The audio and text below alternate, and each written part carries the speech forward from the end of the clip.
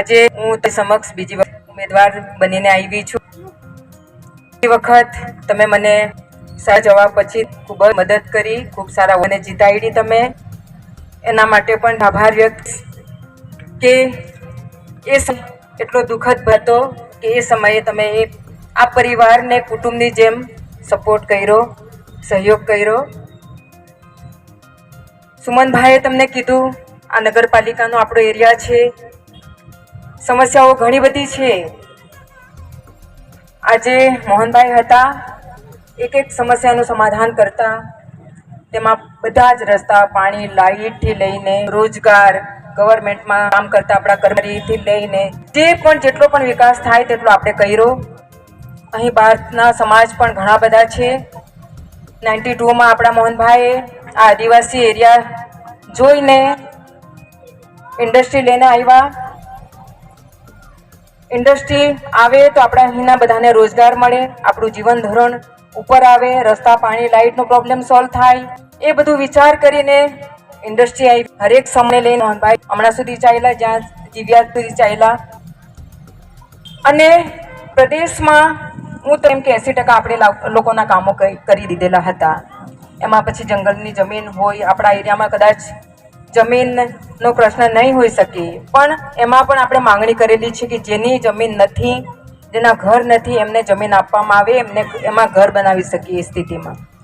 તો આ સ્થિતિમાં જ્યારે મોહનભાઈ હતા, બહુ ઘણા બધા કામો કર્યા અને આ પ્રદેશ જ મોહનભાઈના નામથી ઓળખો એ બધાને તમને ખબર છે। એના જવાબ પછી મને નાજુક સમયમાં જવાબદારી સોંપી અને તમે મારી તાકાત હોય પણ જવાબદારી એક મહિલા તરીકે મારો અનુભવ પણ એટલો બધો સાહેબ સાથે હતી, પણ પોલિટિકલી અનુભવ ઓછો હતો, છતાં પણ મેં મારી કોશિશ કરી, બનતી કોશિશ કરી। જે પણ સમસ્યા 6 યા 7 વર્ષથી સમસ્યાઓ ઊભી હતી એમાં હું રજૂઆત કરું, લોકોના કોઈના ઘર નહીં તૂટવા જોઈએ એના માટે મેં રજૂઆત કરી।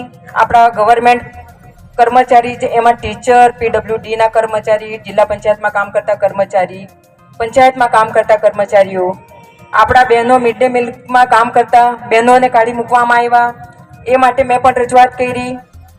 એ પછી જ્યારે આપણા સસ્તા ભાવનો અનાજ બનવાની વાત હતી, એના માટેનો મુદ્દો પણ આપણા સાહેબે રજૂઆત કરેલો હતો। એ કામ બાકી હતું, મેં પણ રજૂઆત કરી પાર્લામેન્ટમાં। સાહેબે 14 થી 15 વસ્તુ આપણને કઠોળ, તેલ, મીઠુંથી માંડીને ઘણી બધી ભાવમાં આપણને મળી રહે એ માટેના સાહેબે પ્રયત્ન કર્યા હતા। અહીં સુધી ફાઇલ આવી પણ લોકો સુધી લાગુ કરવામાં આવી, તો એ પણ મેં રજૂઆત કરી। જ્યારે આયુષ્યમાન કાર્ડ આપણો બંધ થયો એ મેં રજૂઆત કરી, ચાલુ કરવામાં આવ્યું। આપણા હોસ્પિટલોની દુકાન, દવા નથી મળતી એના માટે મેં રજૂઆત કરવામાં આવી। રસ્તા, પાણી, લાઇટ, રોજગારથી લઈને જે હતા મારી સામે આવ્યા, મેં રજૂઆત કરી।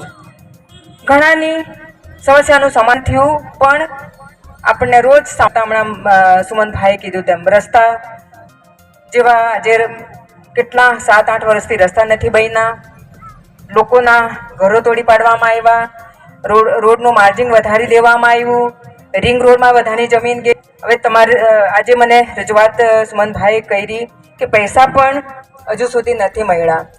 આ સ્થિતિ આપણી પ્રદેશની થઈ ગઈ, કોઈ બોલવાવાળું નથી, જે બોલે એમને એમના પાછળ અહીંનું ગ્રંથ પડે। આ સ્થિતિ લાવીને આપણા પ્રદેશ કીધી હતી સાહેબ સાથે, તો જે રીતે કર્યું પછી પણ આજે લોકોને અમને પરેશાન સ્થિતિ સર્જાઈ, પણ કોઈ પણ પરિસ્થિતિ રહી હોય એ પણ લડવા મત જરા પણ હારી, જેવી પરિસ્થિતિ આવી મેં લડી। અને અમુક સમસ્યાનું સમાધાન નહીં થયું, મેં પ્રાઇમ મિનિસ્ટર સાહેબની, આપણા મોદી સાહેબને મળી, આખા પ્રદેશની મેં વાત કે આજે આ પ્રદેશની સ્થિતિ શું છે, ક્યાં જીવી શકશે, નથી વાર મળતો, નથી તમને અહીં ચેનથી રેખડી પાડવા, રાતોરાત રૂલ્સ રેગ્યુલેશન લાવી જાય, તો એમાં નાનો નગર ને કેવી રીતે બચાવી શકીએ એ વિચાર કરીને અમે માન્ય પ્રધાનમંત્રીની સમક્ષ બધી જ રજૂઆત કરી, જે સમસ્યા હતી એ રજૂઆત કરી। છેલ્લે આપણું આદિવાસી ભવનને પણ છીનવવામાં આવ્યું, એ માટે પણ રજૂઆત કરી। એ તો ઠીક છે, ખોટા કેસો અભિનવ પર 2-3 FIR દીધા, મને પોલીસ સ્ટેશન 7-8 કલાક બેસાડી દેવામાં, તો અરીસમાં પણ અમે નહીં હાર્યા, અમારી તાકાત હતી। કે નહીં, જે લોકોએ અમને જવાબ આપી છે, આટલા સારા વોટથી અમને જીતા છે, અમે કોઈના ડરીશું, એ પણ પરિસ્થિતિ આવશે લડીશું, હક માટે લડીશું, એ વિચાર કરે એ બનતી કરી જ રજૂઆતમાં કરી મારે પીએમ સાહેબને વાત કરવાની શાંતિથી સાંભળ્યા ને આ આપવામાં આવ્યું કે જે થાય છે લોકો ખોટું છે નહીં જોઈએ. એક નાનકડા પ્રશ્નમાં આજે આદિવાસી વધારે લોકો એમની સાથે આવું નહીં થવું જોઈએ. આસન સાથે કામ કરવાનું પણ મને આશ્વાસન આપ્યું. એ સાથે એક જવાબદારી સોંપવાની ભારતીય જનતા પાર્ટીના ઉમેદવાર તને કહેવાનું, બેન, જે અન્યાય થતો છે એની ક્ષમતા છો તમે. આવતા દિવસોમાં આપણે હળીમળીને કામ કરશું, મળીને કામ વિચાર કરે મને ભારતીય જનતા પાર્ટીની ઉમેદવાર બનાવી ને એને હું તમારી સાહેબી બધા એક મંચ પર આપણે આવ્યો આપસમાં લડાઈ ઇલેક્શન આવે ને લીડરો બની જાય, પણ જ્યારે કામ કરવાનું આવે ત્યારે બધા જ ડરાઈને બેસી જાય. આ સ્થિતિ આપણા થઈ ગઈ. તો આ સ્થિતિને બધું ધ્યાન લઈને જે જવાબદારી સોંપવામાં આવી, બીજી વખત જવાબદારી છે, હું તમારી સમક્ષ આવી છું. ભવિષ્ય માટે આ ડિસિઝન છે. જૂથ રેજો, બધા આપણા પ્રદેશને બચાવવાનું છે. સાહેબ બચાવી લેતા હતા, પણ સ્થિતિ વધારે ગમે થાય અને આપણે બધા એકજૂટ આસન બહુમત જીતાડવાના. હું ભારતીય જનતા પાર્ટીની તરીકે મને જે ભાઈ મોદીએ આશ્વાસન આપ્યું છે એના તરફથી હું પણ તમને આશ્વાસન આપીશ કે જરૂર આવતા દિવસોમાં જે પણ આપણા બચેલા કામો કરીશું, જે પરેશાનીઓ છે એ દૂર કરીશું. કોઈની જમીન નહીં જાય, રસોડા નહીં થાય, એ તારી પર બધા રહેશે. એટલા માટે ભાઈ ઓછો છે, ઘણું બધી વાળવાની છે. એરિયા આજે સચો હતો એટલા માટે આપણે એક જ જગ્યાએ મીટી રહ્યા છે. બહેનો પણ મુખ્યામાં ઉપસ્થિત જો માટે પણ હું વિચારીશ, બહેનો માટે મેં સુઈ શકું અને આપણી રીતના સશક્ત બની શકે એના માટે પણ હું આવતા દિવસમાં જરૂર વિચારીશ.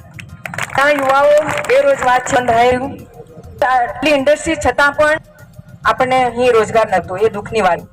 ગરીબ આદિવાસી ગરીબોને જોઈને આપણા મોહનભાઈ ઇન્ડસ્ટ્રી લાવેલા ને આજે રોજગાર નહીં મળે તો દુઃખની વાત. એ પણ આ વર્ષોમાં ઝડપડે લોકોને રોજગાર ગવર્મેન્ટમાં પણ આપણે 32 લીધા છે. બધા 5 વર્ષ કયા કરવાના એ તમારે પહોંચાડીશું. 32 બધા બનતી કોશિશ કરીશું.